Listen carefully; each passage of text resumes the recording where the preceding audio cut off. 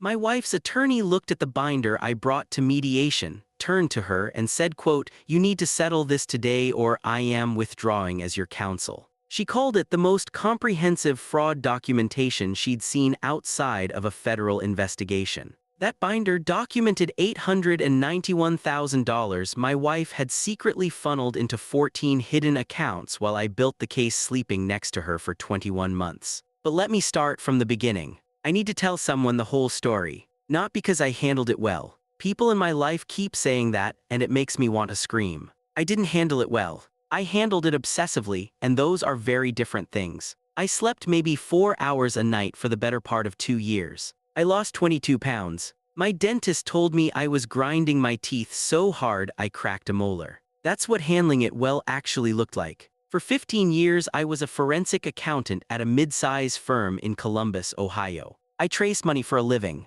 Shell companies, embezzlement, divorce asset concealment. I left the field in 2019 to start a property management business because I just couldn't sit through one more deposition watching someone's marriage get picked apart on a conference table. By the time any of this happened, I hadn't touched a forensic audit in 5 years and honestly believed that chapter of my life was done. By 2023, my wife Rachel and I owned 11 rental units across Franklin County. Nothing flashy. Duplexes, a small apartment building on Parsons Ave, a few single-family homes near campus. Combined, they brought in about $47,000 a month after expenses on a good month. Rachel handled the day-to-day bookkeeping. She'd done admin work before we married, so it made sense. 9 years together. A dog named Captain who she crocheted a little sweater for every winter, always in a different color, always slightly too big because she said he might grow even though he was 7 years old. You just don't walk around suspecting someone like that. Then, in March of 2024, I think it was a Tuesday, might have been Wednesday, I was reconciling our Q1 numbers for the accountant and noticed a discrepancy. Unit 7 on Indianola had collected $2,150 in rent that month, but only $1,400 showed up in our operating account. The missing $750 could have been anything. A bank error, a reverse payment. A normal person would have mentioned it to their wife over dinner and moved on. Here's the thing though, something in my chest just seized. Not because I immediately knew.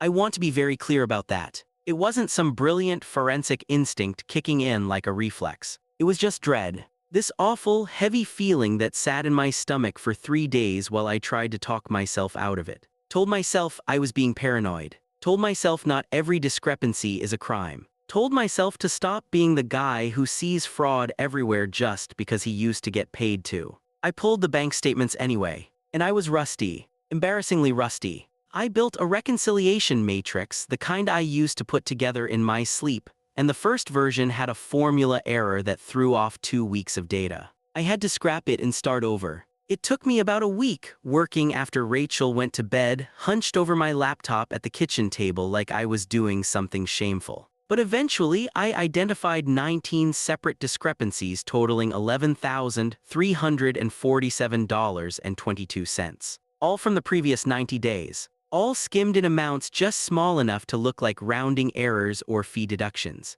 My hands were shaking. Not from anger. From recognition. I had seen this exact pattern before, years ago, sitting across from people in conference rooms. Small, consistent diversions, always just under the threshold that would trigger a second look. This wasn't careless. This was methodical. And my wife was doing it to us. Now here's where I wish I could tell you I went cold and strategic. That the old professional kicked in and I executed some kind of flawless plan. The truth is I almost blew it twice in the first month alone. The first time was a Thursday night. Rachel was telling me about plans to visit her sister in Akron and I could feel it right there, the accusation just sitting at the back of my throat waiting to come out. I stood up mid-sentence, told her I needed to walk Captain and spent 45 minutes circling the neighborhood in the dark, talking to myself, hands shoved in my pockets. Captain kept looking up at me like I was losing my mind. He wasn't wrong. The second time was worse.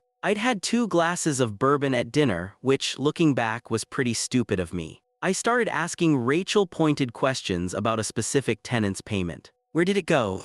Did she remember processing it? She gave me this look, just slightly narrowed eyes, and every alarm in my head went off because I realized I was being obvious. I covered by pretending I was stressed about property taxes and changed the subject to whatever we were watching at the time. I think it was Fargo, the fourth season. Then I went to the bathroom and sat on the edge of the tub for 10 minutes with my head in my hands. After that second near miss, something shifted. Not the old instincts coming back. It was more like muscle memory. All the old habits were still in there, rusty but functional. I set up a tracking system on my laptop, the one Rachel never used. Every single day for the next 21 months, I logged every transaction across all 11 properties and compared them to what showed up in our accounts. I called the bank directly to get read-only access since I was a co-owner. And then slowly, I started finding the other accounts. 14 accounts, spread across 6 different banks and 2 credit unions. Some in her name, some in her mother's name, one in the name of an LLC I'd never heard of called Birchwood Property Solutions. I found that one at 2 in the morning on a Wednesday, and I laughed so hard Captain woke up from his bed in the corner and padded over to check on me. Birchwood Property Solutions. There was nothing remotely solution-oriented about any of this. By month 9, I had traced $412,000. By month 15, $680,000. When I finally stopped counting at month 21, the total was $891,614. From our rental income, from the business we built together, flowing into accounts I was never supposed to find. But it gets worse. Of course it gets worse. Month 11 is when I found the emails. I won't explain how because the legal situation is still ongoing, but I discovered that Rachel had been seeing a man named Derek Solis for over a year. And here's the part that really messed me up. Derek wasn't some grifter. He wasn't some loser she'd been taken in by. He was a legitimately successful real estate agent with his own brokerage, the kind of guy who shows up in those regional business magazine profiles. He coached youth soccer on weekends. His client reviews were full of words like patient and knowledgeable and trustworthy. He had a house that he owned outright in Upper Arlington. When I looked him up, I was expecting to find someone I could dismiss, someone who would make the whole thing easier to understand. Instead, I found someone who seemed, by all available evidence, like a decent person. I spent a long time trying to hate Derek and finding it genuinely difficult, which might have been the worst part of all of this. Rachel wasn't being manipulated by some con artist. She had made a clear-eyed choice to be with someone she liked better than me, and she had chosen to fund that new life by stealing from me rather than just being honest about wanting to leave. That's worse. If Derek had been a deadbeat, I could have told myself she was confused, that she'd been taken advantage of, that she'd come to her senses. But none of that was true. She simply wanted a different life and decided I should pay for it without being asked.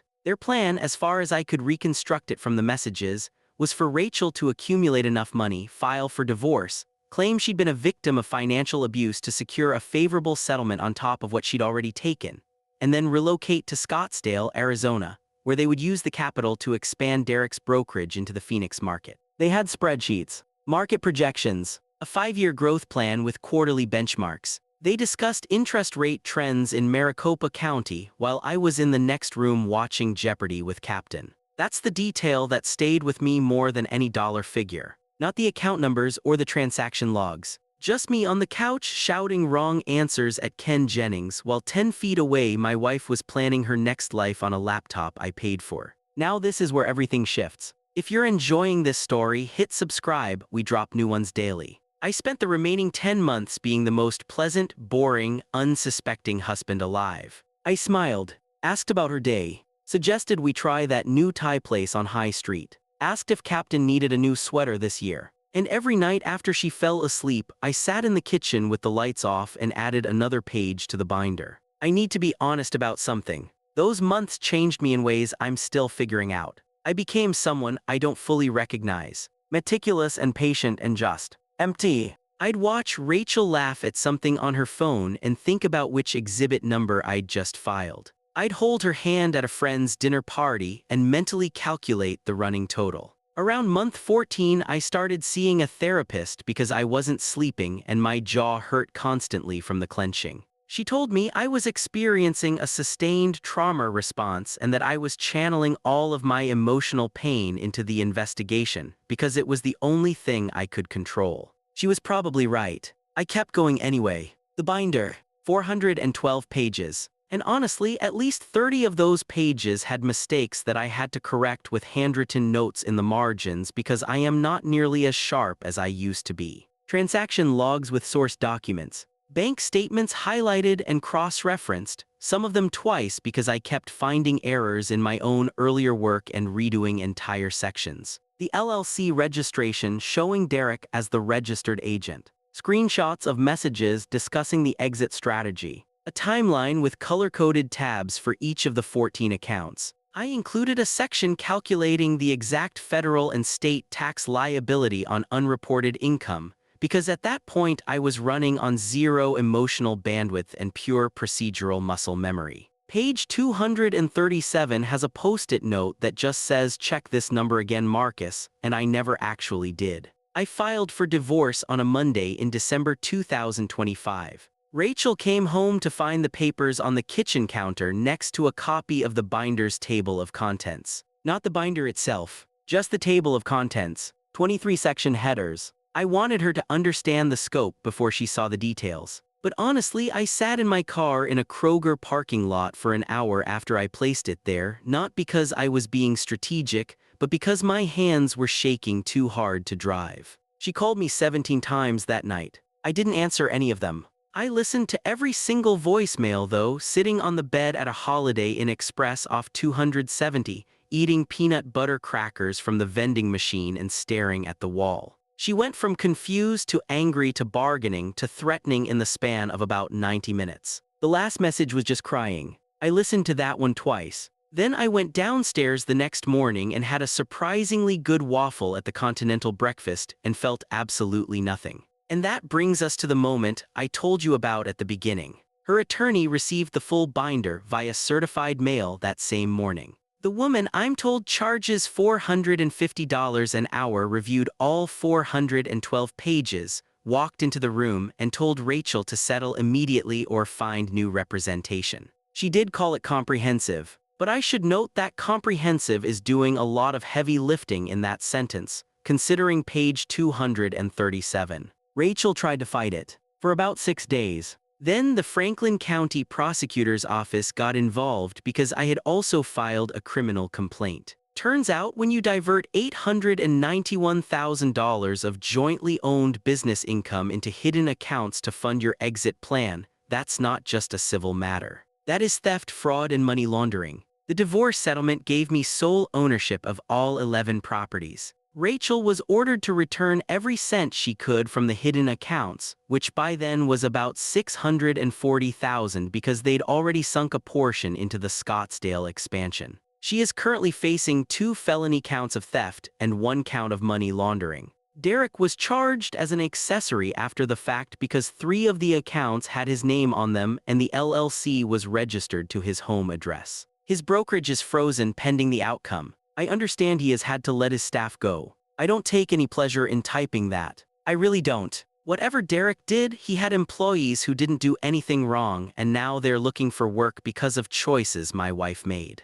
As of right now, Rachel is living with her mother in Zanesville. Captain lives with me. He's doing great. Doesn't seem to notice she's gone, which is either a relief or the saddest thing I've ever observed, depending on the day. I hired a real bookkeeper. I reconcile every statement myself every single month anyway, which she probably finds annoying but is too polite to say. And every night around 10, I sit at the kitchen table where I used to work on the binder and I just sit there, because the habit is still in my body even though the reason for it is gone. People ask me if I'm glad I waited, if I'm proud of the binder, if I feel vindicated, and I want to say yes because it worked. The evidence was overwhelming. The outcome was about as good as anyone could hope for legally. But the honest answer is that I spent 21 months becoming a person whose entire inner life was organized around building a case against someone he loved, and I don't totally know how to stop being that person yet. I got the properties, I got the dog,